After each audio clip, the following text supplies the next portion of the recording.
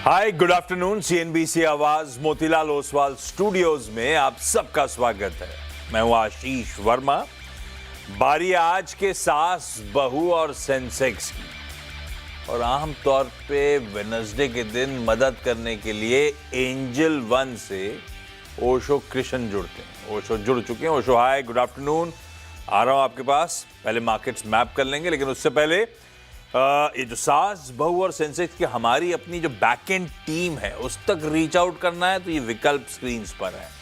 7045220000 हमारा WhatsApp number, email ID सास, बहू और सेंसेक्स @nw18.com। और अगर ट्विटर या कहते हैं ना एक्स पे एक्टिव है तो हैशटैग भी रख दिया है स्क्रीन पे, इसके थ्रू भी आप हम तक पहुंच जाएंगे। ऑन द शो दिखा दीजिएगा। काफी दिग्गज स्टॉक्स हैं, ऐसी देख रहा था, अभी सरसरी नजर डाल रहा था तो काफी दिग्गज स्टॉक्स हैं जो आज चर्चा में उतर रहे होंगे। ये पहली प्लेट फ्लिप हो जाएगी तो कोशिश होगी इनमें से ज्यादातर स्टॉक्स पे हम लोग आने वाले समय में अगले 20 मिनट में बातचीत कर लें। अब लेकर आइए जरा भारतीय बाजार।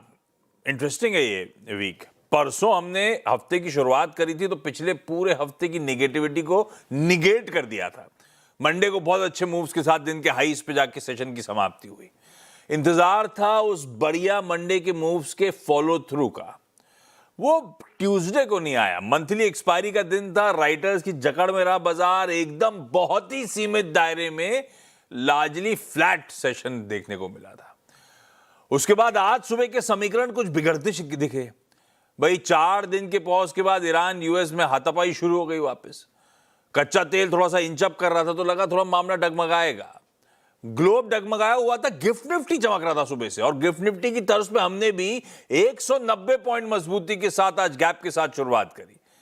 और उसके बाद वहां थमा नहीं मामला। इस समय हम 230, 240, 250 अंक के आसपास की बढ़त के बीच में कामकाज कर रहे हैं। जहां खुले थे उसके ऊपर ही इस समय बढ़िया गैप के साथ खुलने के बावजूद बढ़िया आज के सेशन का कामकाज। तो जो पहला पड़ाव था 24,200 का, 24,000 पार करने के बाद वहां पे आके खड़े हुए हैं। उसी जोन्स पे कह लीजिए हम रेस्ट कर रहे हैं। यही जोन है जहां पे पुट और कॉल राइटर्स का जमावड़ा है। दोनों के लिए टसल जोन है जहां पे हम अटके हुए हैं इस समय। एक बार वो 24,200 का कॉल राइटर थोड़ा सा इंचअप करा मार्केट तो वो डगमगाएगा तो शायद अगले पड़ाव की तैयारी हो रही हो। खैर, एशिया में वैसे सिलेक्टिव मार्केट स्पेन में, बाकी एशिया हमारे साथ साथ बढ़िया मूव्स दिखा रहा है। सिलेक्टिव मार्केट में मतलब है कॉस्पी, ताइवान और इन दोनों के साथ साथ एक डेवलप्ड मार्केट निकई। ये आजकल तीनों इन टैंडम मूव करते हैं। बाकी पूरा एशिया आपकी स्क्रीन पे बढ़िया मजबूत है। और हमारे यहां मंडे से आईटी ने कमान संभाली हुई। आज भी आईटी 2-2.5% ऊपर है। IT, metals, FMCG, pharma, even banks कुछ हद तक सपोर्टिव हैं। थोड़ा सा लेगार्ड होंगे लेकिन आज कम से कम मूव्स तो दिखा रहे हैं। 3/4% ज्यादा बढ़त के साथ ट्रेड हो रहा है।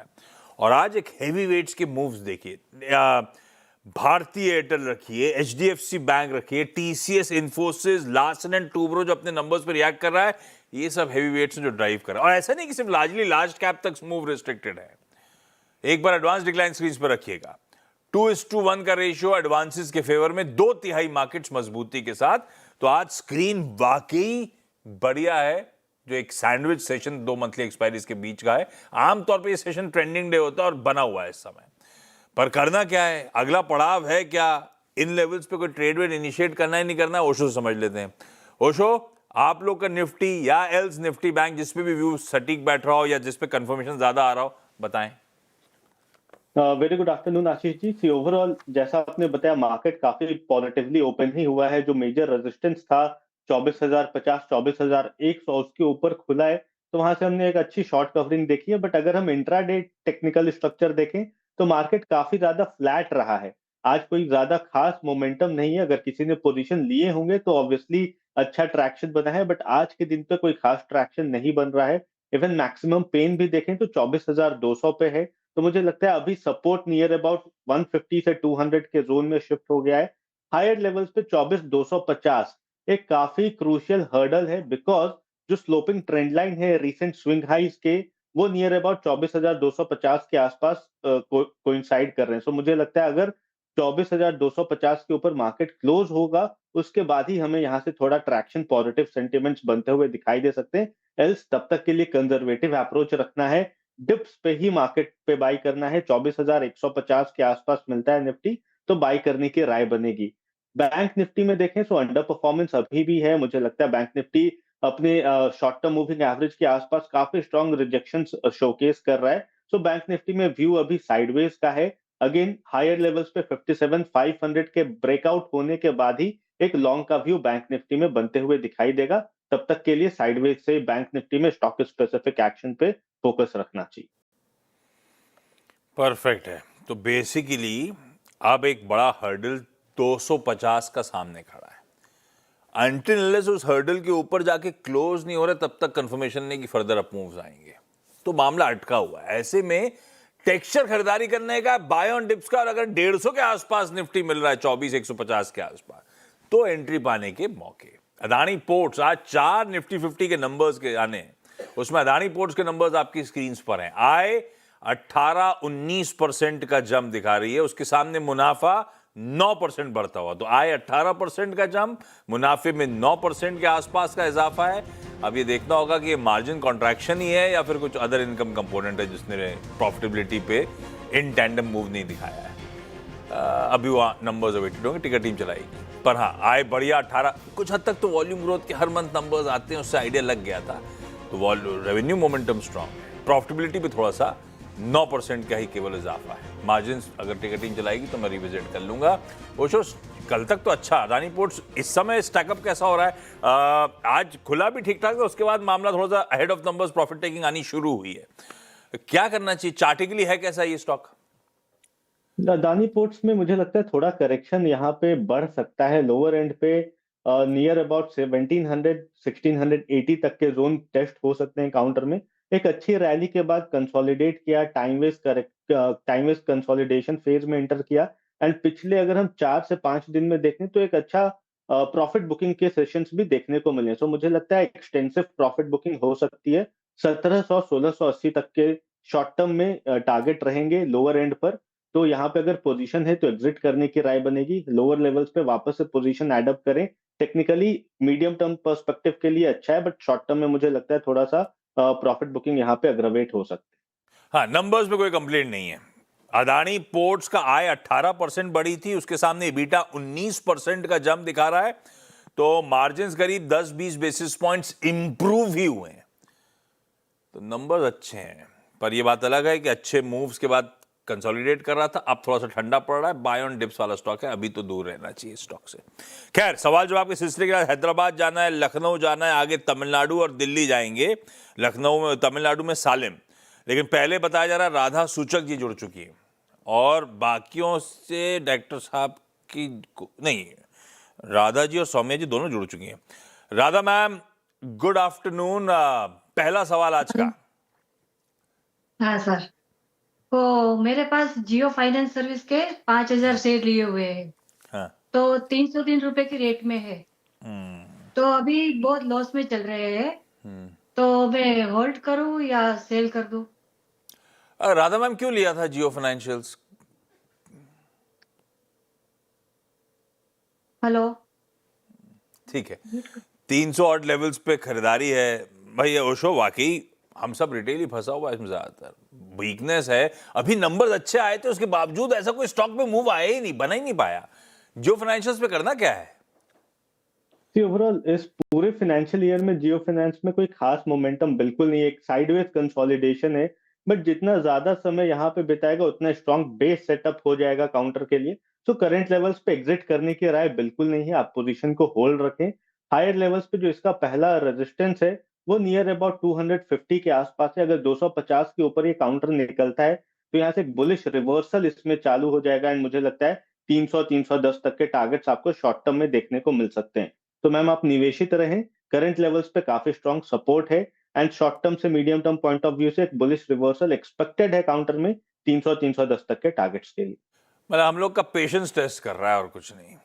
खूब करेक्ट हुआ था बीच में, उसके बाद लोअर लेवल्स पे बढ़िया कंसोलिडेट, बढ़िया बेस फॉर्म कर रहा है, थोड़ा सा पेशेंस को टेस्ट कर रहा है। आप होल्ड करो मैम, आपकी खरीद भाव तक हो सकता है जाता हुआ नजर आए। 300 से 310 के टारगेट्स हैं ओशो के जियो फाइनेंस पे, जियो फाइनेंशियल सर्विसेज पे। इस चैनल के प्रमोटर्स और जियो फाइनेंशियल सर्विसेज के प्रमोटर्स एक ही हैं।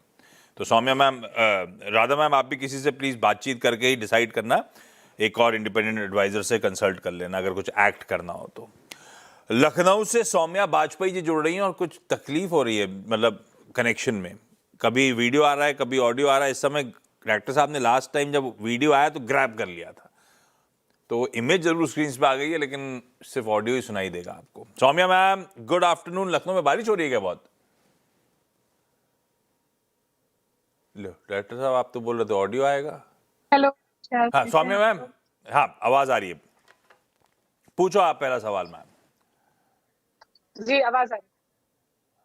सर मैंने ये शेयर लिया था HDFC का, आज से लगभग 9 महीने पहले 100 शेयर लिए थे 1000 रुपीज पे, पर अभी वो बहुत ही नीचे हैं। मतलब अभी तो आपके स्क्रीन पे 750 दिख रहा है मुझे, वरना पहले मुझे 729 तक भी वो पहुंच गया था। तो मुझे इसका क्या करना चाहिए? और 1000 मतलब बिल्कुल हाईस पे ले लिया, 1020 तक ही तो गया था, वहीं से फिर ठंडा पड़ना शुरू हो गया स्टॉक। जी भाई ओशो बहुत परेशान कर रहा है ये स्टॉक, क्या करना चाहिए इसमें? बने ही रहना है या निकला जाए? सी अगेन HDFC दिग्गज बैंक है, यहाँ पे मुझे लगता है इस लेवल पे काफी अच्छा बाइंग मूवमेंट देखने को मिल सकता है। तो करंट लेवल्स पे एक्यूमुलेट करने की राय है हमारी तरफ से, तो आप और भी पोजीशंस अगर चाहें तो ऐड कर सकते हैं। शॉर्ट टर्म में जो इसका पहला पड़ाव है वो नियर अबाउट 800 से 810 का है, बट अगर उसे ब्रेक थ्रू करता है तो वापस से 880 से 900 तक के जोन हमें मीडियम टर्म में देखने को मिल सकते हैं। तो ओवरऑल व्यू पॉजिटिव है। करंट लेवल्स पे एड एक्यूमुलेशन की राय बनेगी काउंटर में, एंड आप बिल्कुल निवेशित रहें काउंटर में, आपको अच्छा ट्रैक्शन इस लेवल से देखने को मिल जाएगा। बाइंग लेवल आने में हो सकता है काफी ज्यादा समय लगे, बट 800 फॉलोड बाय 880 900 के जोन आपको देखने को बिल्कुल मिल सकता है। ये निकलने के स्तर नहीं है, बल्कि फ्रेश पैसा डालने के स्तर है।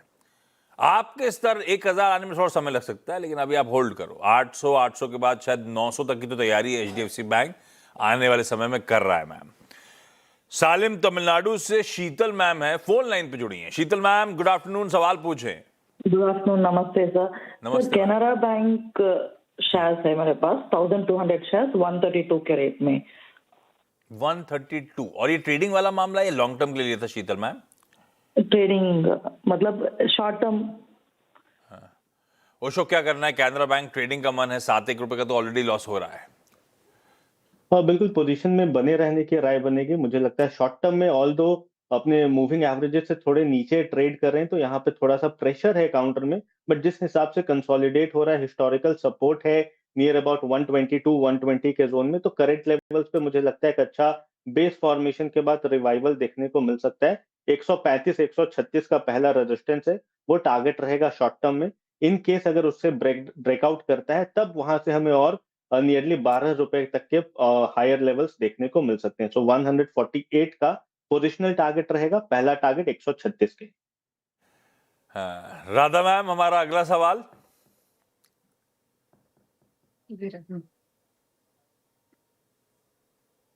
मैम सवाल पूछो आप अगला। हाँ। राधा मैम, मुझे 15 लाख इन्वेस्टमेंट करना है टाटा पावर में, तो क्या कर सकते हैं?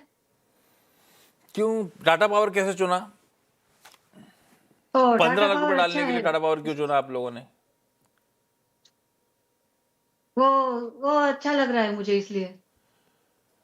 अच्छा लग रहा है, इतना अच्छा लग रहा है कि 15 लाख रुपए डालने का मन है। ओशो एक साथ 15 लाख रुपए डाल दूं क्या मैं टाटा पावर में? सी ओवरऑल मुझे लगता है करंट लेवल्स पे एक्यूमुलेट बिल्कुल किया जा सकता है, बट एक बार में मत करिए, स्टैगर्ड मैनर में करिए, बिकॉज करंट लेवल्स पे अगर हम देखें तो थोड़ा सपोर्ट के पास है।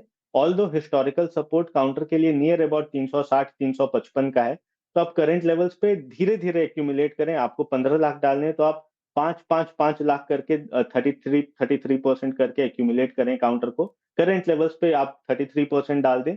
इन केस अगर और डिप आता है तो 350 पे और एक्यूमुलेट करें, एंड हायर लेवल्स पे 400 के निकलने के बाद पूरा कैपिटल आप इन्फ्यूज कर सकते हैं। बट अगेन ये काउंटर पिछले कई दिनों से काफी स्ट्रॉन्ग कंसोलिडेशन में, दिनों से मतलब कई महीनों से एक कंसोलिडेशन जोन में है। तो मुझे लगता है यहाँ पे आपको रिटर्न्स थोड़े कंजर्वेटिव मिल सकते हैं, but yes no doubt counter काफी अच्छा है, फंडामेंटली कंपनी काफी अच्छी है, तो आपको रिटर्न्स अच्छे मिल सकते हैं, बट स्टैगर्ड मैनर में आप एक्यूमुलेट। सही में 15 लाख डालने वाले टीवी पे पूछ लिया आपने? हाँ सर। मैं कह रहा हूँ सही में 15 लाख डालने का मन बना रहे हो या पूछने के लिए पूछ दिया? नहीं डालने कर लिए, इन्वेस्ट करने के लिए। बढ़िया है। ओए, तो और भी अच्छे विकल्प होंगे। ए ओशो, कोई दिग्गज स्टॉक जिसमें अगर ऐसी सवाल हो किसी का कि लमसम में पैसा डालना है तो निफ्टी 50 में आपका सबसे प्रेफर्ड पिक कौन सा है, मैं बाद में पूछूंगा आपसे। राधा मैम आप सोचिएगा फिर स्टॉक के बारे में जो ओशो बताएंगे आपको। इस बीच दिल्ली से प्रिया शर्मा जी जुड़ती हुई। प्रिया मैम गुड आफ्टरनून, सवाल पूछें। Good afternoon. मेरा सवाल है जुपिटर वैगन्स का।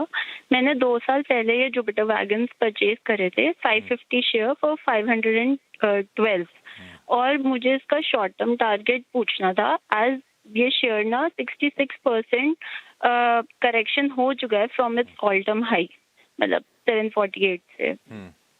तो मुझे इसमें ये पूछना था क्या मैं अभी होल्ड करूं या फ्रेश बाइंग करके थोड़ा एवरेज कर लूं, तो मतलब मुझे इसका शॉर्ट टर्म टारगेट पूछना था। 66% गिर गया है इसीलिए और पैसा डालने का मन बना रहे हो या कोई और रीजन है? नहीं, मतलब थोड़ा एवरेज हो जाएगा तो क्या अगर मूवमेंट दिख रही है तो I can get out from the share. और ऐसा तो ना 66% पे और एवरेज करा और उसके बाद और गिर गया हाँ, तो और पैसा तभी। डूब जाएगा, ये मामला गड़बड़ है। जुपिटर वैगन भाई ओशो क्या करना चाहिए? आपने सवाल सुना प्रिया जी का। टेक्निकली काफी वीक है, बिल्कुल लोअर लोज के साथ ट्रेड कर रहा है, बेयरिश बायस है काउंटर में एंड अपने लॉन्ग टर्म मूविंग एवरेज के नीचे काफी स्ट्रांगली सस्टेन कर रहा है। दैट मींस रिजेक्शन है हायर लेवल पे। तो जब तक 300 310 ये पड़ाव है, इसके ऊपर अगर नहीं निकलता है तो और एवरेज करने की राय इस काउंटर में नहीं बनेगी। फॉलिंग नाइफ है, यहाँ पे कैच करने से अच्छा है रेदर देन इधर आप एग्जिट करना चाहें तो एग्जिट कर सकते हैं, या अगर आपको एक्यूमुलेट करना है, इन्वेस्ट करना है तो वेट करें। 310 के ऊपर अगर काउंटर निकलता है तो हो सकता है मोमेंटम बने, तो वहां पे आप एक्यूमुलेट करना स्टार्ट कर सकते हैं काउंटर को। करंट लेवल्स पे अवॉइड है, तो बिल्कुल भी निवेश करने की करंट लेवल्स पे राय नहीं बनेगी। चलिए इस नोट पर Radha ji, Saumya ji, Sheetal ma'am, Priya ma'am, thank you so much जुड़ने के लिए। ओशो बने हुए हैं वो एक बढ़िया सा आइडिया ब्रेक के उस पार।